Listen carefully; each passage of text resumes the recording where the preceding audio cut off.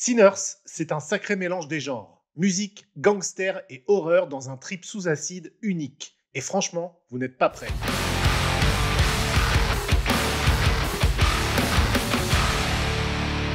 Salut à tous les amis sérivores et cinéphiles, et bienvenue dans cette nouvelle vidéo de critique de film. Aujourd'hui, on plonge dans un ovni cinématographique qui ne ressemble à rien de ce qu'on a vu ces dernières années. Sinners, le dernier projet de Ryan Coogler avec Michael B. Jordan dans un double rôle assez impressionnant. Un film qui, sur le papier, avait tout pour être casse-gueule. Entre horreur, musique, folklore sudiste et critique sociale, Sinners se jongle avec les genres comme un équilibriste en transe. Et résultat, personnellement, j'ai été un peu perturbé à la sortie de la salle, au point de ne pas réellement savoir si j'avais apprécié ou non le film. Alors de quoi ça parle concrètement? On est dans les années 30, dans le sud-est des États-Unis, en Louisiane plus précisément. Deux frères jumeaux anciens gangsters rentrent de Chicago après une période un peu trouble. Leur rêve, c'est de monter un club de blues pour faire vibrer leur ville natale. Mais ce qui s'annonçait comme un renouveau festif va très vite se teinter de sueur, de peur et de sang. Une entité surnaturelle plane, des figures mystérieuses rôdent, et cette fameuse nuit d'ouverture va prendre une tournure infernale. Ce que Sinner nous propose, ce n'est pas juste un film d'horreur d'ailleurs, avec des crocs et des effets spéciaux, non, c'est un vrai trip symbolique, un film qui parle de musique, de communauté, de racisme, de tentation, de péché, avec des vampires en prime. C'est pas vraiment un spoiler puisque ça c'était annoncé dans la bande-annonce. Alors du coup, est-ce que Sinner c'est une œuvre culte en devenir ou au contraire juste un visuel trop perché dans son propre délire? Eh bien, on décortique tout ça juste maintenant. Eh bien, décortiquons tout ça maintenant. Je voulais pas vous faire peur. J'ai l'impression que vous m'avez oublié.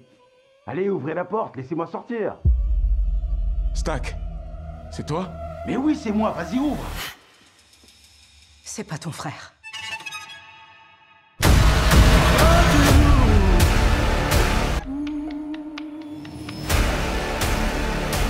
Parlons un peu de contexte. Sinners, c'est aussi un film important pour une raison simple. C'est la première fois depuis longtemps que Ryan Coogler s'éloigne complètement des franchises et qu'il revient avec un projet 100% original. Et franchement, vu ce qu'il a fait récemment chez Marvel, ça ne pouvait pas lui faire de mal. Faut être honnête, j'ai jamais été un grand fan de ce réalisateur. Creed, j'ai pas vu, c'est tout simplement pas pour moi. Le premier Black Panther, je l'ai trouvé sympa sans plus, un espèce de film efficace dans l'univers Marvel, mais ça ne va pas plus loin. Quant au deuxième, disons que pour moi c'est resté un très bon somnifère. Autant dire que je ne partais pas vraiment avec un sentiment d'enthousiasme débordant à l'idée de voir Sinners, d'autant que la bande-annonce était à mon sens pas vraiment géniale. Et pourtant, ici, Coogler a eu carte blanche. Il a écrit, il a réalisé, il a produit, et surtout, il possède les droits de son univers. Traduction, si Sinners cartonne, eh bien les suites, les spin-offs potentiels, en tout cas, dépendront uniquement de lui. C'est son bébé de A à Z, et ça, dans l'industrie actuelle, c'est vraiment très rare. Côté budget, on est sur environ 90 millions de dollars de budget, ce qui est énorme pour une œuvre originale, surtout aussi barrée que celle-ci. Mais ce qui impressionne le plus, c'est le soin accordé à la technique, notamment sur le format de l'image. Sinners, c'est le premier film de l'histoire à combiner deux formats ultra exigeants, l'IMAX pellicule 70 mm d'un côté et l'Ultra Panavision 70 mm là aussi. Rien que ça. Alors pourquoi c'est important ? Eh bien tout simplement parce que ça change littéralement l'expérience que vous aurez selon la salle où vous allez voir le film. En IMAX pellicule, ce qui, soyons clairs, n'est pas possible pour nous en France puisqu'il y a seulement une poignée de salles dans le monde qui peuvent disposer de cette technologie et il n'y en a aucune en France, si vous faites partie de ces chanceux, vous aurez tout de même l'image complète dans toute sa verticalité notamment. En salle classique, ce sera du scope ultra large, sublime, mais amputé d'une partie de l'image sur le haut et sur le bas bien entendu. Et même dans les IMAX numériques standards tels qu'on peut avoir dans les Gaumont et Pathé par exemple, vous n'aurez pas exactement la même claque visuelle que dans le format d'origine. En tout cas, Coogler a pensé Sinners comme une expérience immersive. Pas juste une histoire, mais un monde dans lequel il faut plonger corps et âme. Et ça se ressent d'ailleurs dès les premières minutes. Il nous transporte dans une Amérique poisseuse, moite, baignée de mysticisme et de tensions raciales. Et pour ça, il mise tout sur la mise en scène, les cadres larges, les décors vivants, les transitions lentes et étirées qui sentent bon la pellicule poussiéreuse. On est dans du cinéma clairement d'auteur, plus que de sensations. Bref, que le film plaise ou non, on ne peut pas lui enlever une chose. Il va essayer de faire un pari de cinéma. À une époque où à Hollywood tout tourne en boucle, eh bien c'est déjà un acte de bravoure en soi. Ce monde vous a déjà laissé pour mort. Avec moi, vous pourriez échapper à votre sort. On n'a pas besoin d'être sauvés. Oh que si. Et vous êtes? Je suis votre porte de sortie. Faut pas pleurer. Il va mieux maintenant. Je crois pas à la magie noire. Ni aux fantômes, ni aux démons. Je ne crois qu'au pouvoir. Le premier truc à savoir avant d'aller voir ce film, c'est justement que Sinners prend son temps. Vraiment, l'élément déclencheur n'arrive qu'au bout d'1h30 environ de film. Pendant une grosse moitié de ce film, justement, on va suivre les deux jumeaux qui recrutent des musiciens, qui retapent un bâtiment ou qui montent leur club. Et c'est certain que pour certains, ça va décrocher, parce qu'il ne se passe rien de spectaculaire notamment. Pas de vampires qui surgissent, pas de grosses bastons, pas de tension permanente. Non, juste une lente immersion dans une communauté, dans un décor, dans une époque. C'est un pari risqué, mais c'est aussi ce qui rend le film plutôt unique. Ce n'est pas réellement un film de personnages d'ailleurs, c'est plutôt un film qui nous présente un peuple, une culture. Chacun des personnages incarne une facette d'un héritage afro-américain. Le deuil, la musique, la superstition ou encore la survie, la colère. Et quand l'horreur débarque enfin à la fin, elle frappe d'autant plus fort qu'on s'est attaché aux lieux, aux gens et à leurs histoires. Le film joue sur ce contraste, l'intimité d'un rêve collectif face à l'intrusion du cauchemar surnaturel. Michael B. Jordan incarne les deux frères jumeaux et là, franchement, chapeau. C'est pas la première fois qu'on voit un acteur endosser deux rôles à la fois, et récemment par exemple on a eu Robert Pattinson dans Mickey 17, mais ça a rarement été fait avec autant de naturel. Ici les différences de jeu, les détails physiques ou encore les dynamiques entre eux, eh bien c'est bluffant, on n'y voit que du feu. Et techniquement c'est vraiment un petit exploit. Coogler a visiblement utilisé une nouvelle technologie appelée Halo qui permet de mixer les prises doublées avec des incrustations numériques et des captations faciales. Le résultat, en tout cas, est ultra fluide, je trouve. À ses côtés, le jeune Miles Cratton est une révélation. Guitare en main, voix habitée, il crève littéralement l'écran. C'est le cœur émotionnel de ce film et c'est aussi par lui que passent les thèmes les plus profonds. Hailey Steinfeld, quant à elle, est correcte mais étonnamment en retrait dans ce film. C'est Winnie Mosaku qui tire quant à elle son épingle du jeu avec un rôle fort, empreint de douleur et de mysticisme.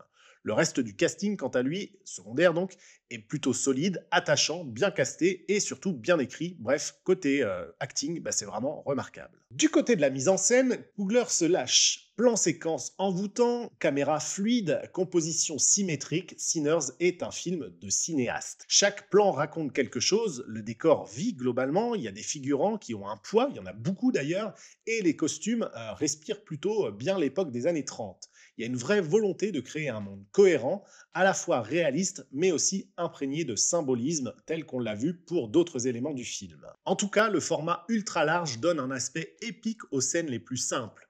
Une rue devient une fresque, un regard devient une tension, et les codes du western sont bien là, avec des travelling sur les trains par exemple, une lumière plutôt dorée, et des silences pesants, mais revisités à la sauce blues gothique. Et quand l'horreur entre en scène, Coogler passe en mode huis clos avec des couloirs étroits, des lumières plutôt rouges et des chorégraphies étouffantes. Dommage que certaines scènes d'action manquent un peu de lisibilité dans la deuxième partie du film, sinon on frisait là aussi la perfection. On sent qu'il maîtrise moins le découpage dans les moments chaotiques et pourtant je me rappelais de choses un peu plus cohérentes pour le coup dans les Black Panther par exemple. Mais bon, de toute manière, j'irai pas m'infliger de les revoir, donc vérifiez ça par vous-même. D'autre part, le film regorge de références religieuses. Croix brûlée, baptême inversé, péchés capitaux incarnés par les personnages, le titre même Sinners annonce la couleur. Ici, la tentation prend la forme de créatures vampiriques, certes, mais ce ne sont pas juste des monstres, ce sont des séducteurs. Effectivement, ils n'attaquent pas, ils convainquent. Ils offrent une libération, un paradis sans douleur, comme ils le disent, en échange d'une individualité perdue et de la mort, bien entendu. Le plus fascinant, c'est que ces vampires ne sont pas vraiment des caricatures. Au contraire, ils sont plutôt beaux, organisés, polyglottes et même porteurs de culture. Mais justement, c'est là le piège. Ils absorbent les traditions pour les uniformiser. Leur communauté fonctionne comme une ruche, une entité unique qui efface les différences. Une allégorie clairement puissante du racisme, de la gentrification culturelle et même des dérives de la mondialisation. Et oui, rien que ça, juste avec des vampires, c'est merveilleux. Sinners ne parle pas uniquement de monstres, il parle de mémoire de ce qu'on hérite, qu'on le veuille ou non. Chaque personnage porte le poids d'un passé familial, culturel, collectif. Les traumatismes traversent les générations. La perte d'un enfant, les violences raciales, les croyances anciennes, et dans cet héritage, il y a à la fois une douleur et une force. Les vampires représentent ici plus qu'un simple danger. Ils sont des prédateurs culturels. Ils effacent les spécificités pour proposer un bonheur uniforme. Une paix sans mémoire en quelque sorte. Une sorte de paradis totalitaire où tout le monde se ressemble et ne ressent plus rien. C'est une critique directe de l'effacement culturel, du colonialisme et même d'une forme insidieuse de racisme moderne. Celui qui nie les différences au nom d'un faux universalisme. Mais le film oppose une réponse à ça. La musique. Effectivement, ce n'est pas un hasard si le seul personnage qui résiste pleinement est celui qui chante. Il transmet, il rappelle ce qu'on est, de où on vient et pourquoi c'est important de ne pas l'oublier. Et puis, effectivement, cette musique, c'est pas juste un décor. Elle est le cœur même du film. Le blues y est présenté comme une force mystique, une vérité. Les morceaux chantés à l'écran créent des scènes d'une intensité rare, notamment cette séquence incroyable où un plan séquence suit le personnage qui chante dans le club pendant que le monde autour de lui continue de vivre mais à des époques différentes. C'est beau, c'est fort, c'est sincère. Je retiens aussi la scène à l'extérieur du club où les vampires chantent qui m'a particulièrement marqué. En tout cas, cette BO est signée Ludwig Göransson et c'est une merveille. C'est un mélange de blues, roots et de nappes orchestrales modernes. Elle donne une identité unique au film, elle accompagne les émotions sans jamais les surligner et surtout, elle sert la narration. La musique attire les vampires autant qu'elle connecte les humains. Elle devient outil de lutte, d'espoir et de transmission. Bref, il est temps de vous dire ce que j'ai vraiment pensé de ce film au final. Somebody please take me, take me. On va vous crever un par un jusqu'au dernier.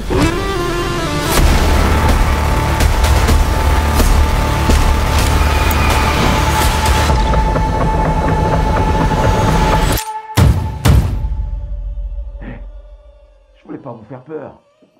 J'ai l'impression que vous m'avez oublié. Allez, ouvrez la porte, laissez-moi sortir. Stack, c'est toi?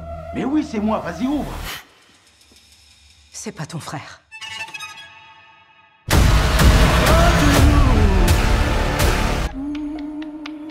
Alors qu'est-ce que je retiens au final de Sinners? Eh bien, malgré quelques longueurs en début de film, quelques fonds verts un peu foireux et une géographie de l'action qui n'est pas toujours lisible, je dois avouer que j'ai été plutôt emporté par ce trip sous acide. Ryan Coogler livre ici une œuvre audacieuse, dense, imparfaite, mais profondément personnelle.